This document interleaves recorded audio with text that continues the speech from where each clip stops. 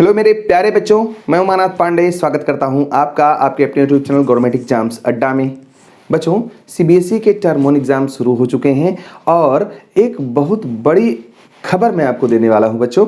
और इस वीडियो में मैं डिस्कस करने वाला हूं कि चाहे टर्म 1 का एग्ज़ाम हो या टर्म 2 का एग्ज़ाम हो, जो क्वेश्चन पेपर है इस बार उसकी सेटिंग कहाँ से हुई हो सकती है, कहाँ से आपको क्वेश्चंस देखने को मिल सकते हैं। क्योंकि बहुत सारे सॉल्व पेपर, सैम्पल पेपर, बहुत सब कुछ मार्केट में प्रेजेंट है।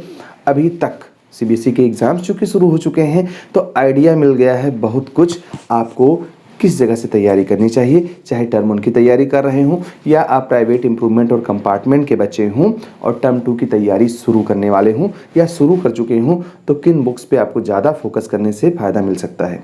तो बुक लिस्ट के बारे में हम चर्चा करने वाले हैं। वैसे टर्म 1 के बच्चों को तो मैं सलाह दूंगा कि जो आपके पास में है उसको पढ़िए, नई बुक खरीदने की ज़रूरत नहीं है। लेकिन अगर आप पढ़ सकते हो, अफोर्ड कर सकते हो, तो ये आपके लिए काफ़ी बेनिफिशियल होने वाला है। क्योंकि यहाँ से देखा गया है कि क्वेश्चंस आने की संभावना बहुत ज़्यादा है बच्चों। अगर आप टर्म 1 की तैयारी कर रहे हो तो आपके लिए एनसीईआरटी की एग्जाम्पलर बुक बहुत ज़्यादा काम की होने वाली है और इसमें से बहुत सारे क्वेश्चंस इस बार आएंगे। चूँकि छोटे छोटे क्वेश्चंस आ रहे हैं इसलिए क्वेश्चंस वहाँ से ज़रूर उठाए जाएंगे। प्लस एक और जगह से क्वेश्चंस आ सकते हैं और उसको बिल्कुल इग्नोर मत करिएगा। आज तक के जितने भी सॉल्व पेपर हैं उसमें जितने मल्टीपल चॉइस के क्वेश्चंस आए हैं वो काफ़ी बेनिफिशियल होने वाले हैं। और जब एग्ज़ाम हो जाएगा बच्चों, तुम देख लेना ये क्वेश्चंस कहीं ना कहीं से पिछले सालों से रिपीट हुए मिलेंगे आपको। इसमें नए क्वेश्चंस बनने की संभावना बहुत कम होती है और आपको रिपीटेड क्वेश्चंस या पूछे गए क्वेश्चंस मिलेंगे, ढेर सारे मिलेंगे, चूँकि एनसीईआरटी बुक पर ही बेस्ड होते हैं। अब या तो भाई आपने एनसीईआरटी की लाइन टू लाइन पढ़ी हो, लाइन टू लाइन याद हो। अब और यही हाल होने वाला है टर्म 2 में, चूँकि टर्म 2 में डिस्क्रिप्टिव, ऑब्जेक्टिव सब क्वेश्चंस आएंगे मिक्स होकर के।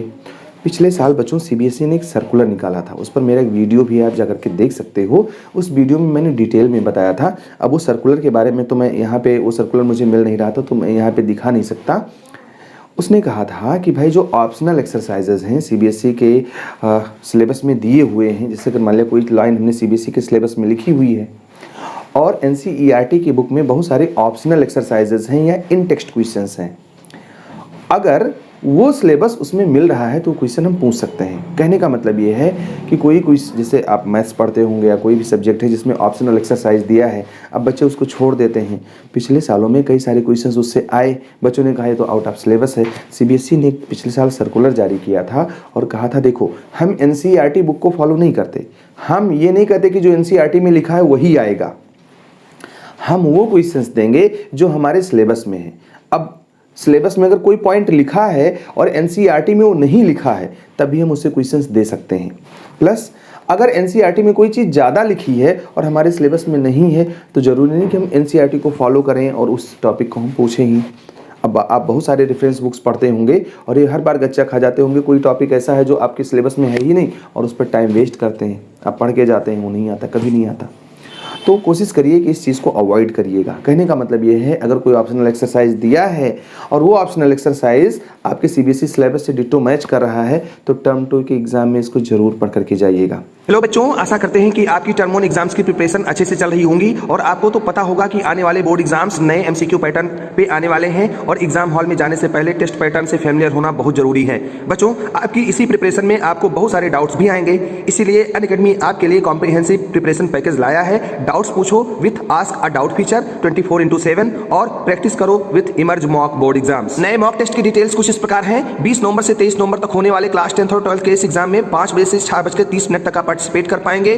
कहानी इधर ही खत्म नहीं होती। अनअकैडमी के आस्क अ डाउट फीचर से आप अनलिमिटेड डाउट्स पूछ सकते हैं 24 घंटे 7 दिन और अपने 10 डाउट्स पूछने पे आपको मिलेगा 15 डेज का अनअकैडमी प्लस सब्सक्रिप्शन एकदम फ्री। ये ऑफर सीबीएसई के क्लास 6 से 12 में Maharashtra state board, IIT, JEE, NEET, foundation और एनटीएससी कैटेगरीज के लिए वैलिड है। एएडी कैसे यूज करें? Go to ask a doubt feature, click upload image of doubt, select the subject. बच्चों, इससे बेहतर मौका मिलेगा नहीं आपको टर्म 1 एग्जाम की प्रैक्टिस के लिए। डिस्क्रिप्शन में लिंक दिया है, अभी जाओ और फ्री में एनरोल करो इस लास्ट मॉक टेस्ट के लिए और डाउट्स क्लियर करने के लिए। अनअकैडमी के आस्क अ डाउट फीचर को अभी यूज करो। मेरा कोड यूज करें GEA। आप इस सेम कोड को यूज करके अनअकैडमी के किसी भी सब्सक्रिप्शन पे पा सकते हैं 10% ऑफ। मेरा वाला पुराना वीडियो देख लेना बच्चों, अगर नहीं देखोगे तभी तुम परेशान हो जाओगे, क्योंकि उसमें देखना 3 से ज़्यादा लाख बच्चों ने देखा है और उसमें बहुत सारे बच्चों को फायदा मिला। अभी मैं यहाँ पर उसका इमेज दिखा दे रहा हूँ, उसको तुम्हें सर्च करना है और हमारा वीडियो देख लेना है, पहली बात। दूसरी बात, जो हमारे बच्चे टर्म 2 एग्ज़ाम की तैयारी करने वाले हैं, टर्म 1 का एग्ज़ाम जिनका नहीं होना, जैसे प्राइवेट इंप्रूवमेंट और कंपार्टमेंट के बच्चे हैं, उनके लिए एक बहुत ही बेनिफिशियल और बहुत ही काम की सलाह मैं देने वाला हूँ बच्चों। देखो, हम चलाते हैं ऑनलाइन सपोर्ट ग्रुप, हमसे बहुत सारे बच्चे जुड़ते हैं और ये वो बच्चे हैं जो किसी वजह से एग्ज़ाम फेल हो चुके हैं।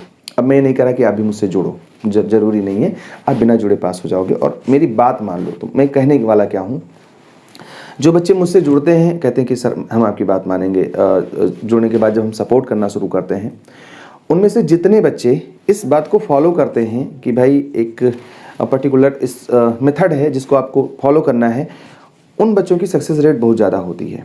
अब हम आपको 3 चीज़ें खाली कर रहे हैं, 3 चीज़ें अगर आप कलेक्ट कर लो, 3 चीज़ों की व्यवस्था अगर आप कर लो, तो आप आज कितने भी हों, शून्य पर खड़े हों, आपने कुछ ना पढ़ा हो, आपका कॉन्फिडेंस बिल्कुल लूज़ हो और आपको कुछ भी ना पता हो कि कैसे पढ़ाई करनी है, कैसे तैयारी करनी है, कैसे ढंग से आपको अपना एग्ज़ाम पास करना है, और मेरी 3 बातें मान लो, तो तुम पास हो जाओगे। पास होने से कोई नहीं रोक सकता। पहली चीज़ तो बच्चों ये कि आपके पास में एनसीईआरटी की एग्जाम्पलर बुक आप मंगा लो यार। एनसीईआरटी की ही बुक आती है, बड़ी सस्ती सी बुक आती है, हो सकता है मार्केट में इजीली ना मिल पाए। तुम मार्केट में पता करना और ये बताना कि तुमको एनसीईआरटी की एग्जाम्पलर बुक मिली है कि नहीं मिली है। अगर मिलेगी तो भी बताना, नहीं मिलेगी तो भी बताना। तो मिलेगी नहीं, नॉर्मली तुमको हो सकता है कहीं से व्यवस्था करनी पड़े। कैसे करोगे तुम, ऑनलाइन खरीदोगे, कहाँ से करोगे, ये तुम जानो, मुझे कुछ भी सजेस्ट नहीं करना है। बस एनसीईआरटी की बुक है, उसको तुम मंगा लो और रामबाण है यार वो। पहली बात, एनसीईआरटी की बुक तो आपके पास होगी ही होगी, उसको तो तुम पढ़ ही रहे होगे, उसमें कुछ कहना नहीं है। प्लस एक ऐसी व्यवस्था कर लो रिवीजन के लिए जो शॉर्ट में नोट्स लिखे हों, बहुत बड़े लंबे चौड़े नोट्स नहीं, फालतू का लिखवा देते हैं कभी कभी टीचर्स, वो वाले नहीं, जिसको तुम रिवाइज कर सको और पढ़ने में तुम्हारा मन ना उबे ना। बढ़िया डायग्राम वगैरह बना करके ढंग से समझाया गया हो, उसमें समझाने की टेक्निक अच्छी हो, ये सारे नोट्स कहीं से कलेक्ट कर लो। अगर नहीं है तो भी हमें कमेंट में बताइएगा और हो सकता है हम आपकी हेल्प कर पाएँ बच्चों। प्लस तो अगर, और ये एक तो हो गया कि आपके पास एनसीईआरटी एग्जाम्पलर की बुक हो, प्लस आपके पास में नोट्स हो, और तीसरा यार तुम अगर कर सकते हो ना तो तुम ये काम जरूर करना, बहुत काम करता है। एक तो टाइम टेबल बना लो अपना कि कितनी देर पढ़ना है, और कोशिश करो कि हफ्ते में 7 दिन ना सही 6 दिन तो तुम फॉलो करो ही उसको। और उसी टाइम टेबल के ऊपर मैं बड़ी बेढंगी बात बोलने जा रहा हूँ, तो में से लगभग 80% बच्चे इस चीज़ को फॉलो नहीं करेंगे, लेकिन जो 20 फॉलो कर लिए ना, उनको कोई रोक नहीं सकता मेरे बच्चे पास होने से। मैं जो बात कहने जा रहा हूँ, टाइम टेबल जहाँ तुम लगाओगे अपनी, जहाँ पढ़ रहे हो, मान लिया तुमने यहाँ पे टाइम टेबल लगाया, उसी टाइम टेबल के ऊपर ना तुम अपनी फेल वाली मार्कशीट पेस्ट कर लेना। अब तुम कहोगे कि सर ये क्या बोल रहे हो, जो आए वो मार्कशीट देखे कि ये फेल हुआ था। अरे यार सब तो जानते तुम फेल हुए हो, तुम इस बात से कब तक भागोगे कि तुम फेल हुए हो? तुमको इसको फेस करना है। और जब तुम वहाँ लेटोगे, जब तुम बैठोगे ना, वो मार्कशीट यार तुम्हें दिखेगी और वो नंबर तुम्हें चुभेगा, और वो जब चुभेगा ना तब तुम फिर से एक बार जोश के साथ उठोगे और पढ़ाई करने बैठ जाओगे। पिछले साल हमारे बच्चों ने जिसने इसको फॉलो किया, 2-3 लड़कियां थीं और 10-15 लड़कों का एक ग्रुप था जो फॉलो करता था, पर मतलब उन्होंने फ़ोटो भेजा था हमको कि सर देखिए ये काम हमने कर लिया है। वो कहते थे सर जब हम इसको देखते हैं ना मन में टीस सी उठती है कि अरे ये क्या था मेरे लिए।